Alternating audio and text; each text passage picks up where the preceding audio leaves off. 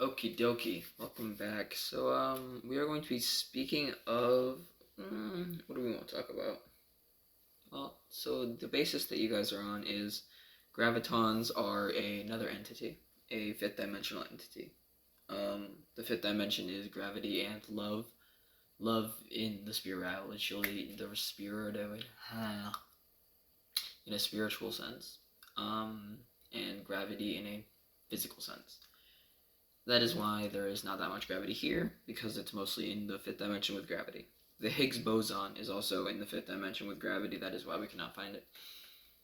I could be wrong about that. That could be incorrect. I'm not sure, but most likely. I mean, I'm gonna guess on that one. I'll bet on that. But anyways, it is that what's the next step in this life? What is the next step? What is this? What does this mean for all of us? It means we can understand life better. We can actually have a meaning for life, and answering life problems equals religion, which equals understanding, which equals golden age, which equals not understanding, because you understand the universe better. It's an infinite loop, but this will lead to us understanding more things, getting a more advanced civilization, most likely in the process. Most likely more understanding gravity, anti-gravity, if that is a thing that we can use, we'll definitely be using in the future. If actually, I'll probably be the first one to discover anti-gravity, if it's a thing. If it's not, then, but I would definitely will be trying to get anti-gravity. It obviously, physics are weird, but if it's possible, I'm doing it. And conceptualizing ideas is another thing that I'm pretty big about.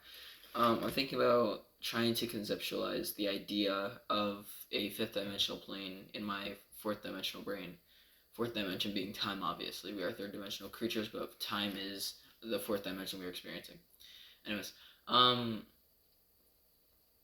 it is the fact that I want to comprehend the fifth dimension into my brain, but I can't, as I am not traveling at the speed of light and I cannot observe time at the speed of light. But I can conceptualize what it would kind of be like in a metaphorical sense, obviously. As when you reach the speed. Stink bug is fucking. I don't know what the fuck he's doing.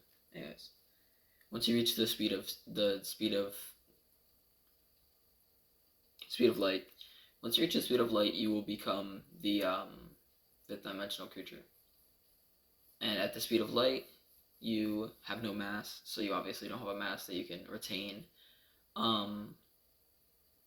But you are just no longer on this earth. You are a spirit, which sucks.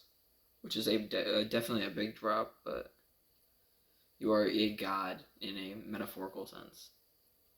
I don't know how it works with our spirits, since I guess we are just one with that god. Because it's a collective subconsciousness that makes this God, because all the information makes the God. I stopped talking so much because my throat is hurting again. It's definitely comprehensible that the Egyptians. I like to think about the Egyptians a lot, because chess is a very good representation of life, in many ways, in every way. Anyways. But the Egyptians were a big joke. It's like showing us that life is a game of chess between us and God, because that's what life is. That's what life is. Life is our spiritual, or our fourth dimensional consciousness against the fifth dimensional gravity being. It's giving us life and difficulties. We have to go through it on a straight and diagonal line of time. And knowing how to play the game correctly is religion. He gives us religion because that is how you learn how to play the game correctly, and that's how you win the game. Winning the game is getting the afterlife that you want, obviously. And if you try to do good in life, you get everywhere. You get everywhere. You don't get any. You get nowhere with bad. You get everywhere with good. I'd definitely love to try to do some thinking about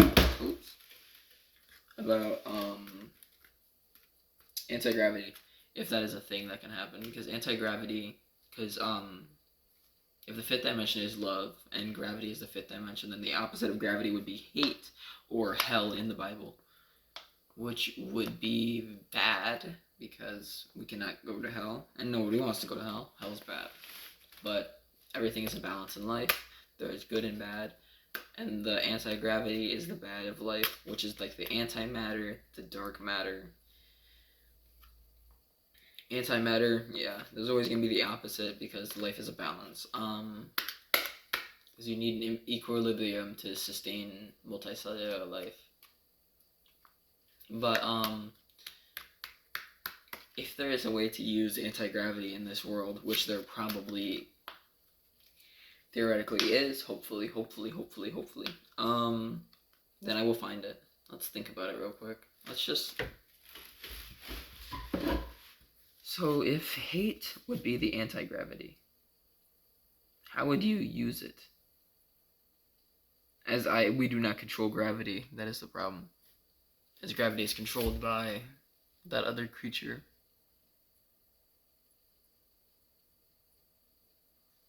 I guess it's that other creature's emotions that guide us, that give us good and bad. Its emotions are the good and bad that are in our world, I would think.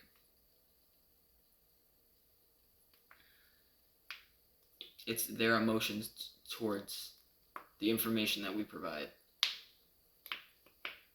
because it is just reacting to the information provided to it. And its information is our information, everything that we think of.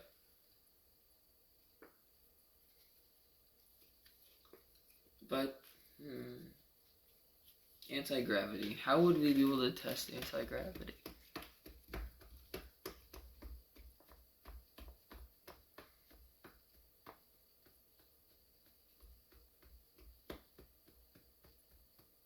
Anti-gravity, okay, so the thing is, we don't have control over gravity. So how would we be able to use anti-gravity? Because anti-gravity would just be... Anti-gravity is the opposite of information, so anti-gravity is just... Dark matter... Dark energy is the opposite of gravity, and that is what is making the universe expand. Or maybe it's not making the universe expand. Wait. I'm just gonna pause this real quick and look it up.